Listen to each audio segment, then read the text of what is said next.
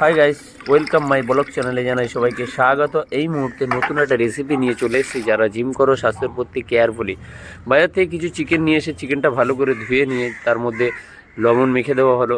আধা ঘন্টা পরে সেটাকে ভালো করে ধুয়ে নেওয়া হলো। ধুয়ে নেওয়ার পরে ওইটা প্রেসার কুকারে দিয়ে ওর মধ্যে একটু এলাচ দিয়ে দেওয়া হলো, একটু নুন দিয়ে দেওয়া হলো, দিয়ে সিটি মারার পরে ওটাকে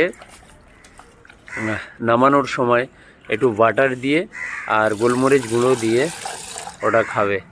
তো অসাধারণ দেখতে, অপূর্ব খেতে, অসাধারণ অপূর্ব খেতে। তো এটা তোমরা খেতে পারো, এতে গ্যাস অম্বল কিছুই হবে না। এই দেখতেই পাচ্ছ তোমরা, এটা তোমরা ট্রাই করতে পারো, খুবই ভালো। তো এটাই সাধারণত আমি করে খাই, তো তোমরা একবার ট্রাই করতে পারো, ট্রাই করে দেখো।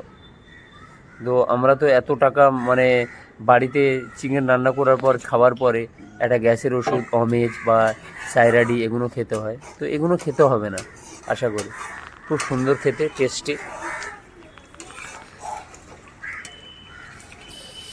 দেখতেই পাচ্ছ তোমরা। তো তোমরাও বানিয়ে খেতে পারো। তো আমি চেক করে দেখছি কেমন টেস্ট হয়েছে।